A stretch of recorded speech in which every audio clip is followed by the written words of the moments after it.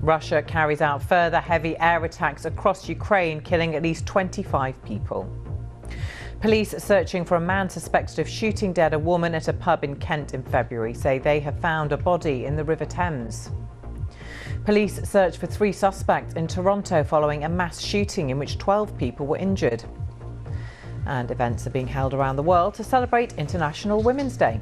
Now, the leader of Germany's Conservative CDU party, which took the biggest share of the vote at the recent general election, says his party has, in principle, agreed to form a coalition government. Friedrich Merz said the leader of the last governing coalition, the centre-left SPD party, was willing to begin talks on the formation of the next government. That would mean no other parties being involved, including the extreme right Alternative for Germany party, which took the second largest share of the vote. It could still take several weeks before an agreement is reached.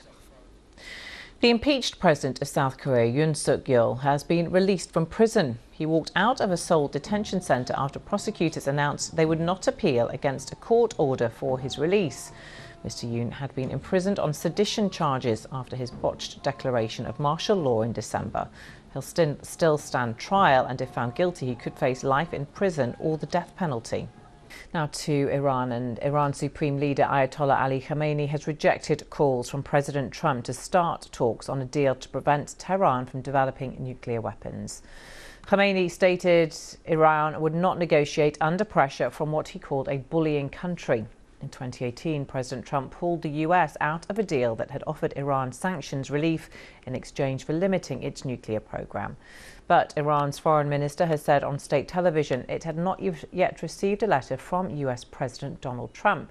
A man in the United States who was convicted of murdering his ex-girlfriend's parents in 2001 has become the first death row inmate to be executed by firing squad in the last 15 years. 67-year-old Brad Sigmund was shot dead yesterday by 3 state corrections department volunteers in South Carolina. Neuroscientists working with survivors from Israel's Nova festival after the 7th of October Hamas attacks say there are early signs that MDNA or ecstasy may have provided some psychological protection from trauma. It's thought to be the first time that scientists have been able to study a mass trauma event where a large number of people were under the influence of mind-altering drugs. Poland's Prime Minister Donald Tusk says that his country will introduce compulsory military training to make sure that every adult male in the country is ready, as he put it, in the event of war. Mr. Tusk told the Polish Parliament that he expected a large-scale training programme to be ready by the end of this year to create a reserve of forces which would be adequate in the face of any potential threats. NASA's astronaut Suli Williams has handed control of the International Space Station to the Russian cosmonaut Alexei Ovchinin. Ms. Williams and her fellow NASA astronaut Butch Wilmore have been stuck in space since last June after complications with their spacecraft. The duo are expected to return to Earth by next week at the earliest. Their plight has attracted worldwide attention, with President Trump accusing former President Biden of abandoning the pair.